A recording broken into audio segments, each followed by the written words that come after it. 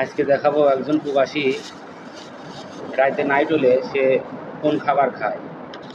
আসলে এই যে আমি খাবার নিয়েছি 2 টাকা দিয়া, দেখি খাবারে কি কি আছে, কি দিছে।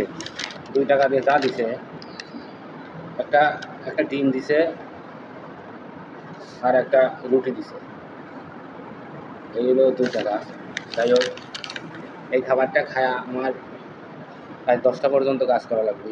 10টার পরে যা আমার পাক করে তারপর খাওয়া লাগবে। আসলে প্রতিদিন ডাউল দেয়, আজকে আমি ডাউল আনি নাই, কারণ প্রত্যেকদিন একই জিনিস খাওয়া ভালো লাগে না। এই কারণে আজকে এই ডিম আর একটা রুটি আনছি আমি 2 টাকা দিয়া। এক একজন মানুষ এক এক জিনিস নেয়। আমার মনে চাইবে যে আজকে একটা ডিম আর একটা রুটি দেই, এই কারণে মূলত ডিমটা আনা। যাই হোক, ভালোই লাগতেছে, খারাপ না।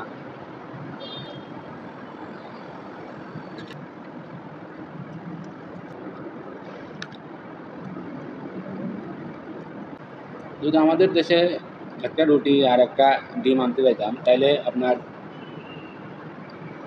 একটা ডিম 15 টাকা আর আপনার একটা রুটি 10 টাকা, তাহলে 25 টাকা।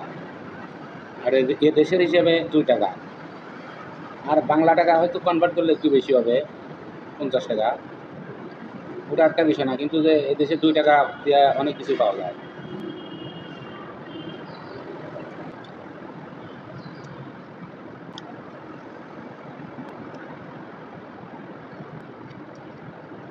খাওয়া তো শেষ, আর কি দেখবেন?